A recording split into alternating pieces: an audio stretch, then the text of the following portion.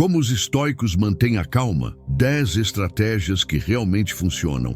A calma não nasce, ela é escolhida. Existe uma confusão silenciosa que consome muitas pessoas. A crença de que ser calmo é um traço inato, como se fosse algo com que alguns simplesmente nascessem, enquanto outros estariam condenados à ansiedade, ao estresse e à reatividade. Mas a verdade é outra. A calma não é algo com que você nasce, é algo que você escolhe todos os dias, no meio do caos, no espaço entre o que acontece e como você escolhe responder. Muitas pessoas não estão vivendo, estão reagindo. O coração dispara com o primeiro alarme do dia. A mente corre antes mesmo do corpo se levantar. A alma está cheia, mas não de paz, cheia de urgência. Aí vem a culpa, o auto-julgamento, o pensamento: sou ansioso, sou explosivo, eu sou assim. Mas não, você não é sua reação. Você é a consciência que pode treiná-la. Você é o espaço entre o impulso e a escolha. Sêneca disse: sofremos mais na imaginação do que na realidade. E ele não falava da imaginação criativa, mas daquela que distorce, exagera e projeta medo onde só existiam possibilidades. A calma não se quebra por causa da vida. Ela se quebra por causa dos significados que a mente inventa sobre o que está acontecendo. A mente cria monstros e o corpo reage como se fossem reais. Massimo Pigliucci acrescenta: o estoicismo não é repressão, é discernimento. Um estoico não é alguém frio ou sem emoções. É alguém que sente, mas sente com presença, que percebe o impulso, mas escolhe não se curvar a ele, que entende que a emoção é um sinal, não uma sentença, que sabe que o fogo existe, mas escolhe não se queimar. Calma não é um destino, é uma frequência à qual você retorna. Como afinar um instrumento musical, delicado, diário, silencioso.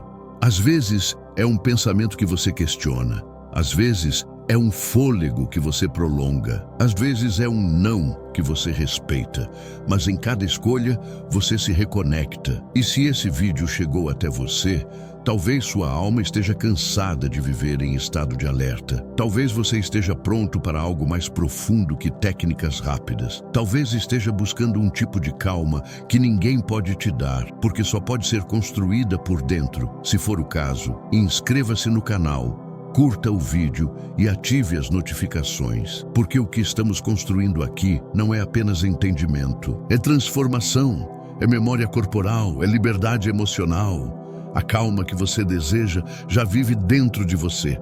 Ela só precisa de espaço, só precisa de prática, só precisa de silêncio suficiente para ser ouvida. E é por isso que agora nós começamos. Estratégia 1. Ensaie o pior, para que ele não te controle. O medo paralisa, mas não porque seja grande demais, e sim porque é vago demais, porque se esconde naquilo que ainda não foi nomeado, nas coisas que a mente evita encarar de frente. A ansiedade cresce na sombra do "e se", quando falta coragem para terminar a pergunta: e se eu perder? E se me traírem? E se tudo der errado? O problema não é imaginar. O problema é parar no meio, é não completar o pensamento, é não treinar o corpo para lidar com a ideia de perda sem desabar. O estoicismo convida a fazer o oposto, olhar diretamente para o pior cenário, não como pessimismo, mas como preparação. Premeditatio malorum, a prática de ensaiar mentalmente o que pode dar errado. Visualizar a perda, encarar o medo antes que ele se torne real, porque o medo, quando observado, diminui, e o corpo, quando preparado, se acalma. A neurociência confirma: imaginar conscientemente situações difíceis reduz os níveis de cortisol. O corpo entende que já passou por aquilo, que sobreviveu, que sabe o que fazer. Não é evitando o medo que se constrói força, é sentando com ele, é perguntando: e se isso acontecer, o que farei depois? E escrever esse depois. Ensaiar esse roteiro, criar o que chamo de plano de recuperação. Não um final feliz idealizado, mas um caminho realista de volta ao centro. É como um bombeiro treinando com fogo. não para sofrer, mas para estar pronto, para não congelar quando o calor for real. E você pode fazer o mesmo. Visualize a perda, escreva seu caminho de volta, ensaiar sua resiliência, não para atrair o pior, mas para deixar de ser refém dele. Você não precisa mais ser paralisado pelo medo. Pode treiná-lo como um músculo. E dia após dia ele para de te controlar e começa a te preparar. Estratégia 2. Descentralize o ego antes que ele reaja. Quase tudo que nos tira do centro tem uma raiz comum: levar as coisas para o lado pessoal. A crítica vira ataque. O silêncio soa como rejeição. Uma resposta atrasada se transforma em desinteresse. O ego transforma tudo em reflexo. E, por essa lente distorcida, cada gesto alheio vira prova de que você não é suficiente, não é visto, não é querido. Mas a verdade é diferente. Na maioria das vezes, não é sobre você. O estoicismo ensina que o sofrimento emocional começa quando confundimos sentimento com verdade. Quando a emoção chega e a mente não questiona, só conclui. Mas emoção é um sinal, não uma sentença. E quando não é observada, o ego transforma cada sinal em drama. Há uma forma de quebrar esse ciclo. Começa com uma prática simples, mas poderosa: nomear sua emoção na terceira pessoa. Não dizer estou com raiva, mas ela está sentindo raiva. Não estou ansioso, mas ele está sentindo ansiedade. Ao fazer isso, você cria espaço, e espaço é tudo, porque no espaço você deixa de ser a emoção e se torna quem a observa. A neurociência chama isso de interrupção do sequestro da amígdala, o momento em que o cérebro emocional assume o controle. Nomear a emoção ativa o córtex pré-frontal, o centro da escolha, da calma e da clareza. É como subir acima das nuvens durante a tempestade. O caos ainda está lá embaixo, mas você o vê de outro lugar. E isso muda tudo. Então, quando a emoção vier, e ela virá, não lute contra ela. Observe, nomeie, respire e diga: esta é a emoção passando por mim agora, mas ela não sou eu. Você não precisa se fundir com o que sente. Pode simplesmente deixar passar, como o vento, como o mar, como uma nuvem densa que já sabe que vai seguir viagem. Estratégia 3. Ancore o dia em uma virtude matinal. Como o dia começa, molda silenciosamente tudo que vem depois. Não se trata do que você faz, mas da energia com que faz. Muitas pessoas acordam e já entram em modo de sobrevivência.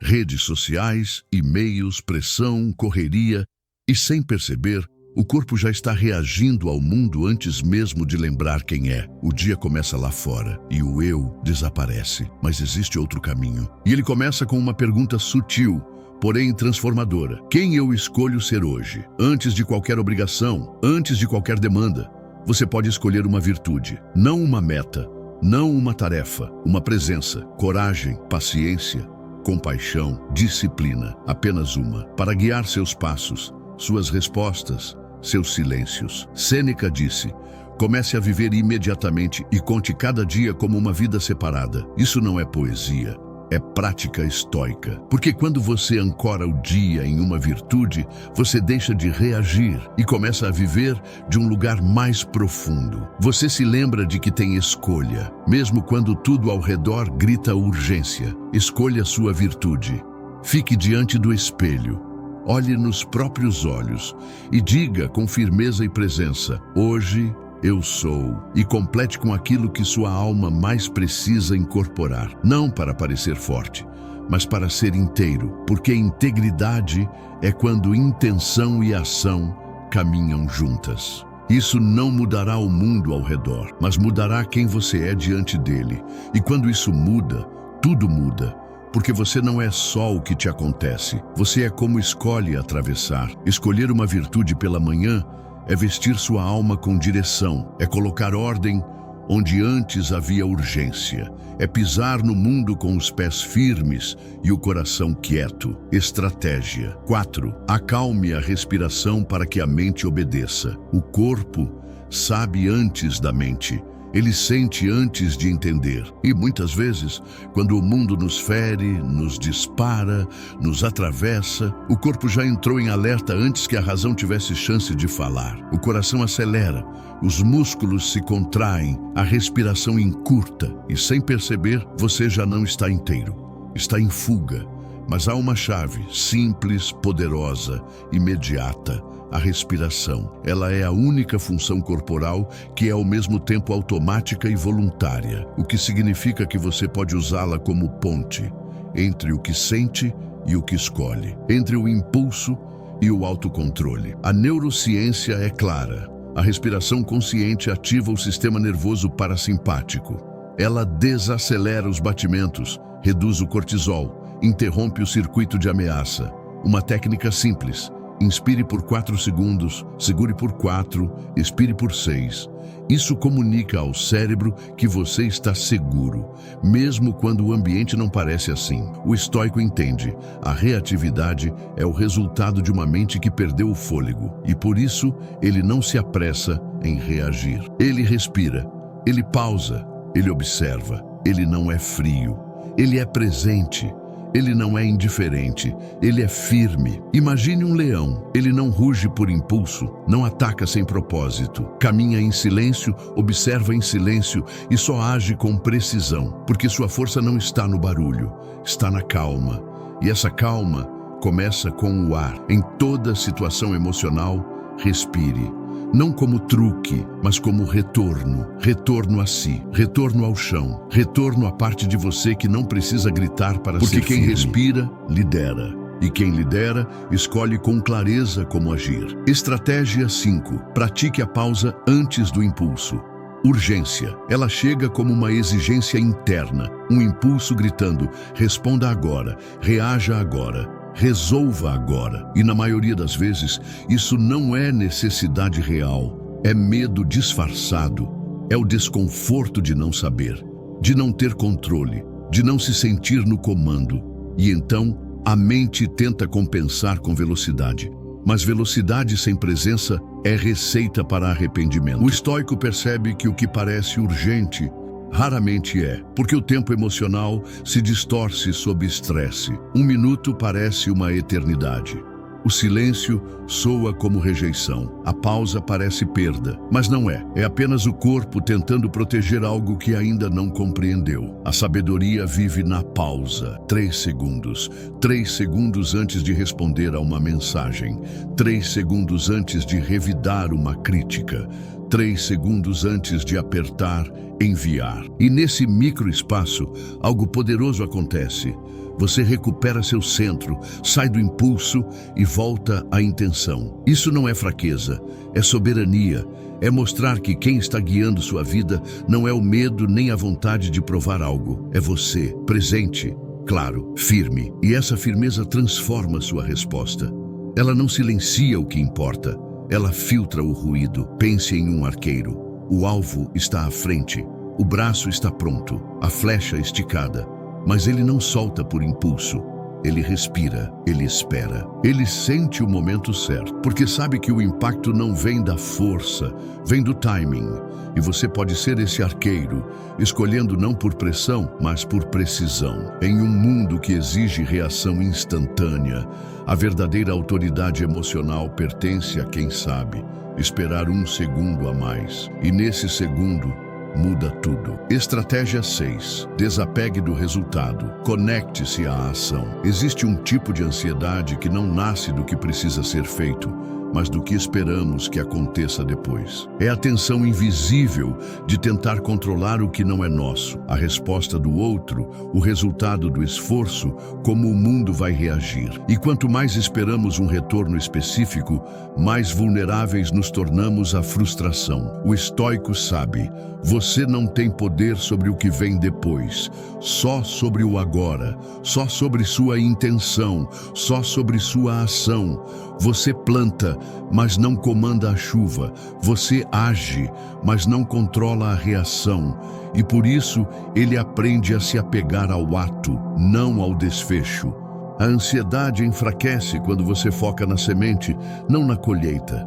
Quando no fim do dia você reflete sobre o que fez com integridade e não sobre o que recebeu em troca. Porque alguns dias a vida não te dará flores, mas te dará força interior, e isso basta. Um ritual útil, todas as noites, escreva em 2 colunas. De um lado, o que estava sob seu controle, do outro, o que não estava. Olhe para ambos com compaixão. Honre o primeiro, liberte o segundo. Porque se você fez sua parte, isso já é vitória. Mesmo que ninguém aplauda, mesmo que o mundo não perceba. Ryan Holiday ecoa: o obstáculo é o caminho, mas também é a intenção. E é isso que sustenta a calma. Saber que você vive por propósito, não por performance. Que seu valor não está no resultado, mas na presença que você leva ao que faz. O agricultor não exige que a terra floresça no seu tempo. Ele ara, ele cuida, ele rega e então confia. Confia no invisível. Confia no processo. Confia que a natureza responde, mas no seu próprio tempo. E você também pode. Haja com excelência, solte com humildade e durma em paz. Porque quem se compromete com o ato já está inteiro. Estratégia 7. Reenquadre o sofrimento como treinamento. Há uma dor que fere, mas há outra que molda. E muitas vezes o que separa uma da outra não é o que acontece, mas como você interpreta. Uma mente que vê o desconforto como punição resiste, mas uma mente que o vê como treino encontra força onde antes havia medo. O estoicismo não promete uma vida fácil, promete estrutura interna. Por isso Marco Aurélio escreveu: o impedimento à ação avança à ação. O que está no caminho se torna o caminho. Isso não é só motivação, é uma chave para transformar dor em disciplina, atraso em presença, fracasso em fundação. A pergunta não é: por que isso está acontecendo comigo? Mas o que isso está refinando em mim? Porque toda experiência difícil carrega um convite oculto para crescer em resiliência, paciência, humildade, clareza. Mas só quem escolhe encarar o desconforto sem autopiedade consegue ouvir esse chamado. Reenquadre, dê novos nomes às dificuldades. Em vez de fracasso, diga campo de treino. Em vez de rejeição, diga refinamento do amor próprio. Em vez de erro, diga expansão de entendimento. As palavras que você escolhe para nomear sua dor moldam como seu corpo e alma vão atravessá-la. O ferro não luta contra o fogo. Ele se rende, ele resiste, ele aquece até se transformar. E então emerge como uma lâmina afiada, focada, sutil, pronta para o que vier. Você também pode ser forjado, não só pelo sofrimento, mas pela escolha consciente de ver o sofrimento como fase, como caminho, como ferramenta. Porque nada desperta tanto sua força quanto o desconforto que você decidiu parar de evitar e começou a escutar, com coragem, com propósito, com presença. Estratégia 8. Crie distância mental com perguntas internas. O que causa mais angústia nem sempre é o que acontece, mas o que acreditamos que aquilo significa. A mente constrói histórias a partir de fragmentos, memórias antigas e feridas abertas. E sem perceber, entramos em espirais de pensamento, narrativas que alimentam o medo, a rejeição, o abandono. Mas existe uma forma de quebrar esse ciclo: fazer perguntas. Quando sua mente começa a girar, você não precisa discutir com ela. Só precisa interromper o piloto automático com consciência. E a forma mais poderosa de fazer isso é perguntar com sinceridade, não para escapar, mas para iluminar. 3 perguntas, simples, profundas, transformadoras. Isso é verdade? Nem tudo o que você pensa é fato, nem todo sentimento é realidade. Muitas vezes é apenas reflexo de algo antigo. Eu posso saber isso com certeza? Essa pergunta quebra a ilusão de controle sobre o que os outros sentem, pensam ou desejam. O que mais isso poderia significar? Porque toda situação tem camadas. Escolher a mais dolorosa nem sempre é ser realista. Às vezes, é apenas hábito. Essas perguntas ativam o córtex pré-frontal, o centro da razão, empatia e escolha consciente. e reduzem a influência do sistema límbico, o centro da emoção bruta, do medo e da impulsividade. É como acender uma luz num cômodo escuro. A escuridão não se combate, se dissolve com clareza. E clareza não é saber tudo. É parar de acreditar em tudo que sua mente diz quando está com medo. Questionar é um ato de humildade, mas também é um ato de poder, porque quem pergunta não se entrega ao caos. Reescreve. E ao reescrever, descobre a paz que sempre esteve ali, esperando por um pouco mais de luz. Estratégia 9. Reflita sobre a morte sem drama. A maioria vive como se fosse eterna e teme a morte como se fosse erro. Essa negação silenciosa da impermanência gera ansiedade com o tempo, apego ao que é passageiro, desespero diante do incontrolável. Mas o estoico encara de frente. E ao fazer isso, não se torna sombrio, se torna presente. Sêneca aconselhou: ensaiar a morte é ensaiar a liberdade. Para o sábio, a morte não é tabu, é lembrete. Um lembrete de que hoje é tudo o que temos, que o tempo não é garantido, que cada gesto, cada palavra, cada silêncio importa. Não porque dura para sempre, mas justamente porque não dura. Não se trata de carregar um peso mórbido, é sobre enxergar com clareza. Porque quem lembra da morte não se perde em bobagens, não gasta tempo com brigas vazias, não adia conversas que curam, não espera por um depois, que talvez nunca venha. 1 minuto por dia, 1 minuto de reflexão, sem medo, sem drama. Apenas um espaço para reconhecer: eu posso morrer e tudo ao meu redor também. E então, quando você retorna à vida, ela pulsa mais viva, mais urgente, mais sagrada, porque a consciência da morte não tira a alegria, ela a amplifica. Imagine uma vela, ela sabe que vai se apagar e por isso mesmo não se poupa, queima inteira, sem hesitação, sem reservas, e isso é beleza, isso é coragem, isso é sabedoria. Você pode viver assim também, não com pressa, mas com escolha, não temendo o fim, mas vivendo o agora com mais intensidade, mais clareza, mais presença. Porque só quem aceita o fim vive o meio com verdade. Estratégia 10. Recuse escalar com o mundo.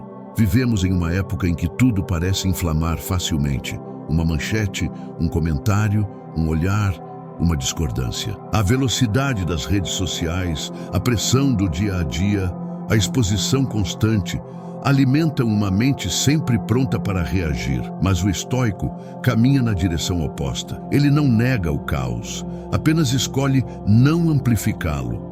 Existe um padrão invisível chamado contágio emocional. O momento em que a agitação do outro se torna sua, quando a ansiedade do ambiente penetra seu silêncio, quando a raiva do mundo vira sua resposta. E nesse ponto, você não está mais reagindo por crença, mas pelo que te infectou. A estratégia é clara: recuse a escalada. Crie um espaço de integridade emocional. Quando algo te cutucar, te provocar, te convidar ao conflito, escolha não entrar, não por fraqueza, mas por sabedoria. Um princípio poderoso, a regra das 24 horas. Quando algo te desestabilizar, não responda com a mesma energia. Responda apenas com calma ou com silêncio. Só isso já transforma o ciclo. Porque você não precisa provar nada nos momentos de tensão. A verdade não precisa de pressa. O que é seu não precisa de defesa impulsiva. Você pode observar, respirar, esperar. E se ainda fizer sentido, então sim, responda, mas de um lugar que vem de dentro, não de fora. Imagine o oceano, as ondas batem, os ventos sopram, as marés mudam, mas lá no fundo tudo permanece quieto, intocado, e é lá que o estoico vive, não na superfície reativa, mas na profundidade inabalável. Você não é o mar, e quanto mais alto o mundo grita, mais valiosa se torna a sua calma, porque é a sua calma que sustenta, sua calma que ancora, sua calma que mostra, ainda existe outro caminho, e esse caminho começa dentro. A calma é o poder supremo, porque não pode ser tomada. A vida sempre será o que é, cheia de incertezas, perdas, injustiças e imprevistos. A diferença está em quem você escolhe ser diante disso. A calma não é um escudo que te protege do mundo. É o chão firme onde você pisa, mesmo quando tudo parece desabar. E esse chão, ninguém pode tirar de você. Sêneca disse: nenhum homem é mais infeliz do que aquele que nunca enfrentou adversidade, pois ele não teve a chance de se provar. A adversidade é o teste, mas também o espelho. Ela mostra onde você se perde, ela mostra onde você precisa voltar. Ela mostra quem você realmente é quando o controle escapa. E Ryan Holiday nos lembra: a quietude é a chave. A chave não é o controle, é a clareza. Não o poder sobre o mundo, mas a soberania sobre si. Quando você está calmo, você está inteiro. Quando está inteiro, você está livre. Então, ao fim de cada dia, não pergunte apenas o que aconteceu. Pergunte: o que eu recuperei ao manter a calma? Talvez você tenha perdido uma discussão, mas manteve a paz. Talvez tenha dito menos, mas sentiu mais. Talvez tenha escolhido não responder, e essa foi sua maior força. E a pessoa mais calma em uma sala caótica não é a mais fraca, é a mais centrada. Ela não está desligada, ela está ancorada. E essa âncora, cultivada diariamente, se torna sua maior proteção. Não contra o mundo, mas contra perder a si mesmo. Você não nasceu calmo, mas pode se tornar. Você não nasceu pronto, mas pode treinar. E este vídeo foi parte desse treino. Se ele tocou você, se algo nele despertou algo em você, curta, inscreva-se no canal e ative as notificações. Porque esse é um caminho que não se caminha sozinho. E quanto mais pessoas aprendendo a respirar no meio da tempestade, mais paz espalharemos pelo mundo. A calma é poder, porque não depende do que vem de fora. Ela nasce por dentro e quando nasce, permanece. Mesmo quando tudo lá fora tenta te fazer esquecer.